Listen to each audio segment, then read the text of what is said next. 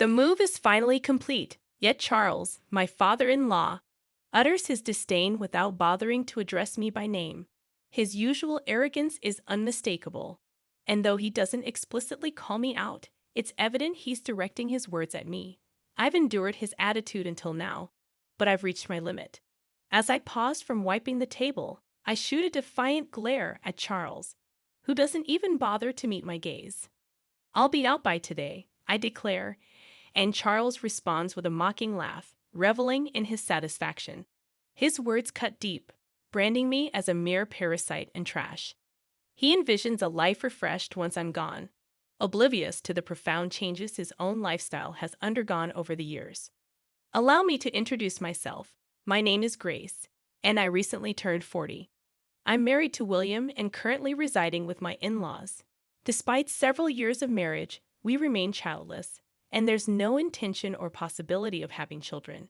The harsh truth about William's infertility surfaced shortly after our marriage registration. Had I known from the start, I might have reconsidered our union. The revelation struck me like a pit of despair. All our dreams of building a happy family together were shattered.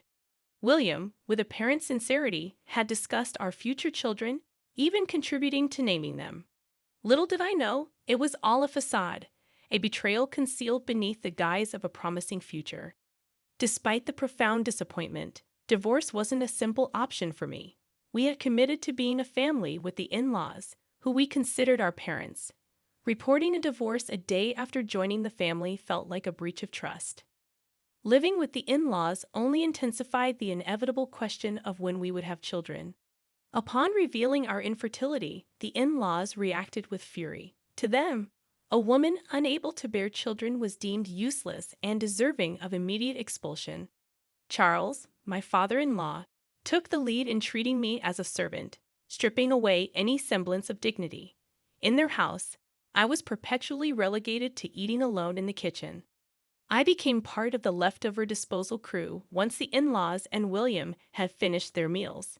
No matter how much effort I put into cooking delicious food, all I received were the scraps left behind by them. Since getting married, I hadn't enjoyed a single satisfying meal. My weight steadily dropped, and within 6 months of marriage, my wrist bones were protruding. Initially, mother-in-law Madison bore the brunt of Charles's tirades, but once I joined the family, his focus shifted to me. Madison seemed relieved by the change. She smiled more often. William once remarked that she felt relieved not to be Charles' target anymore. Despite never smiling around Charles, Madison's demeanor improved in his absence. Charles's tyranny extended beyond targeting me. Upon learning of our infertility, he commanded me to work from dawn to dusk, deeming me lacking as a woman. I had always intended to work after marriage and had no desire to prolong my stay in their house unnecessarily. Balancing early morning chores, seeing everyone off, and heading to work proved challenging, but having a job with flexible hours helped. Despite my efforts, Charles discarded my food without tasting it, citing its appearance as the reason. Neither William nor Madison complained, choosing instead to remain silent. Despite my grievances, conversations during meals were sparse, and I often wondered if they truly enjoyed eating in silence. I had no choice but to maintain a facade of harmony with the in-laws, playing the role of a dutiful wife. As someone without parents, the weight of divorce seemed unbearable. However, Charles's demand that I contribute all my earnings to the household expenses crossed the line. While I intended to contribute, his insistence on full control over my earnings felt absurd. Protesting was futile. Charles's decisions were absolute. It seemed easier to comply, appeasing him and sparing myself the sight of Madison and William's saddened expressions. The root of the marital issues lay with Charles, whose oppression and torment overshadowed everything else. While Madison used to manage the household finances, the responsibility fell on me after marriage, a task I found overwhelming. "Isn't this too much for Grace?" Madison dared to question, only to be silenced by Charles's authoritative command to shut up.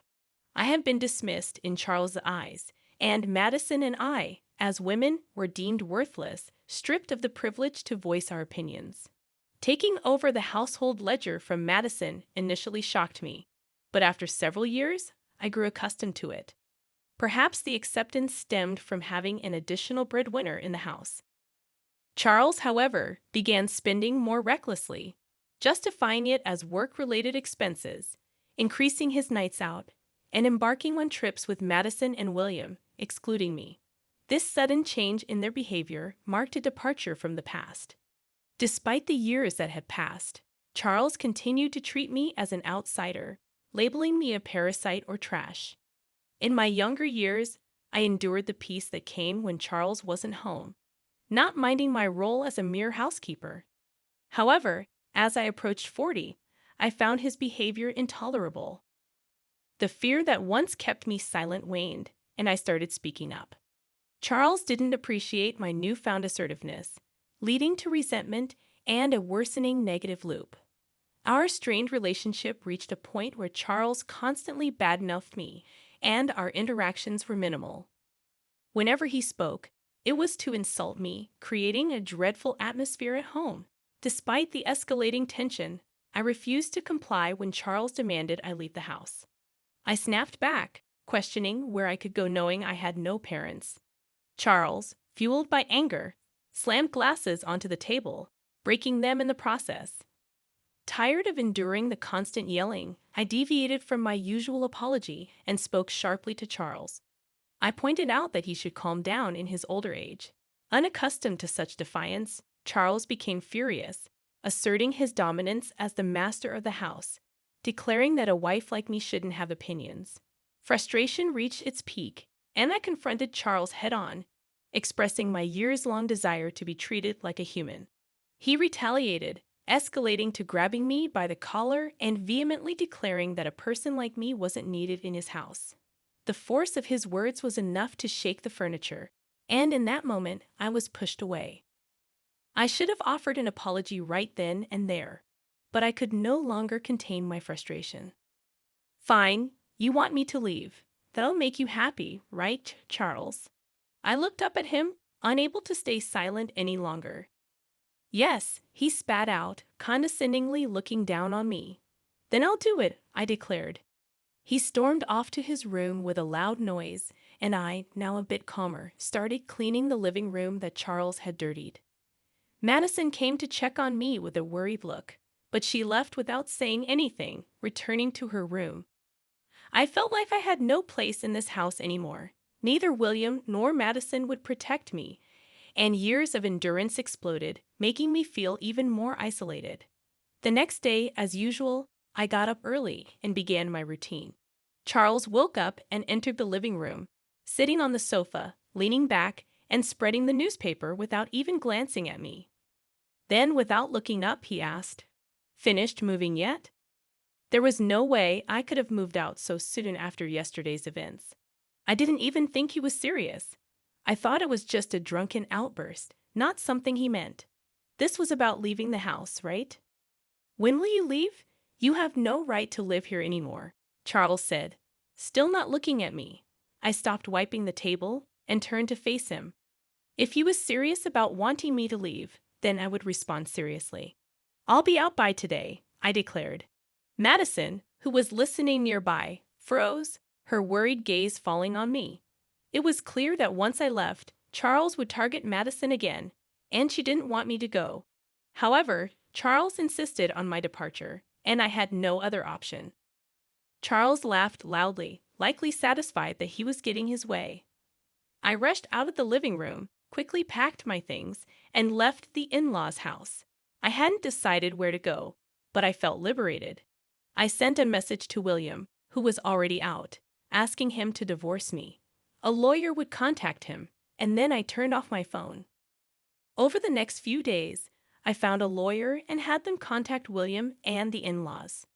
Charles, thinking divorce was inevitable, pressured William into signing the papers quickly. Despite William's reluctance, he signed the agreement under Charles's glare. I signed in front of the lawyer, and the divorce was finalized.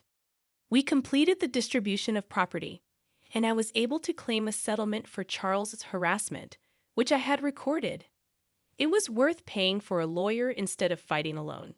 Charles, concerned about his public image, avoided any complications by involving lawyers. Knowing exactly how much money Charles had from managing the household finances, I suggested an amount he could just about afford. With the property distribution and harassment settlement paid in full, I started a comfortable life in my own apartment. I used to hate being alone before marriage, but after living with the in-laws and getting divorced, I embraced the newfound freedom. I've grown to appreciate the solitude of my own time, cooking meals for myself.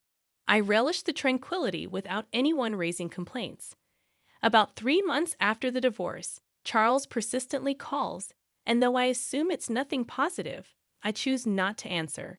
However, a momentary lapse results in me accidentally picking up. "What have you done to my house?" Charles's voice booms through the phone. Instinctively, I move the device away from my ear to endure the loud onslaught. I respond, "I haven't done anything. I left the house as you instructed."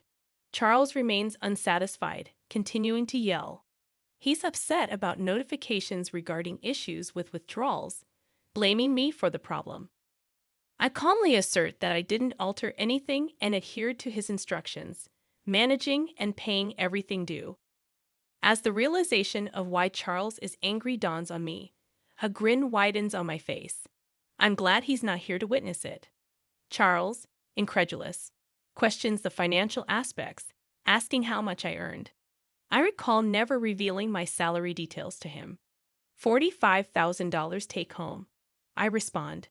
Charles reacts with a sound akin to a squashed frog before falling silent. In truth, my job in sales at an investment trust company involved a commission-based salary influenced by the returns generated for investors. Unfortunately, much of it vanished due to Charles' extravagant spending. However, I had wisely invested the inheritance from my parents, bringing in some income. Although not substantial, it covered living expenses. During the property distribution, only William's savings were considered since my parents' inheritance and its earnings were not part of it. Charles, insistent, questions whether the standard of living before marriage was the same. As I press on, he begins to get angrier. In the midst of his tirade, I couldn't help but laugh at his absurd demand. With Charles yelling to keep contributing money to the house, I retort, "You're the one who ruined it. Why should I, no longer a family member, give you money?" I chuckle half-heartedly, and amidst my laughter, I heard something shatter on the other end. Another one of Charles's tantrums. The realization that I no longer had to clean up after his outbursts made me almost wish he would break more. We were strangers now, no longer family or anything remotely close. I urged him not to act like family and advised him to manage his own finances, leaving him just enough to get by. With that, I bid him goodbye and ended the call. I anticipated more calls, but none came. I thought maybe he was remorseful, but it became apparent that wasn't the case. Perhaps he felt ashamed for not being able to make payments and resorted to ordering William and Madison to borrow money from financial institutions, plunging them into further debt. While payments were made, their unwillingness to change their lifestyle perpetuated the cycle of accumulating more debt each month. I learned about this when William pathetically contacted me, even expressing a desire for reconciliation. Furthermore, William proposed cutting ties with Dad and getting back together. However, such a suggestion seemed hypocritical coming from someone who never stood up for me against Charles' harassment. Despite choosing to stay with William, knowing we couldn't have children, he never protected me. Returning to him was not on my agenda. Charles might have felt suffocated, but that was no longer my concern. I wish they understood the consequences of their actions and endured the suffering now. The in-laws struggled with debt, yet they couldn't bring themselves to reduce their lifestyle standards. Charles, now a contract worker with a reduced salary, joined Madison and William in part-time security jobs. It wasn't just Charles. It was also Madison and William, persisting in maintaining their living standards despite being at their limits. I used to be desperate to protect William, but now I lived for myself. At 40, having children might be challenging, but I remained open to the possibility. Before the divorce, Waking up felt like a chore, but now I woke up feeling refreshed, eagerly anticipating a better future in my new life.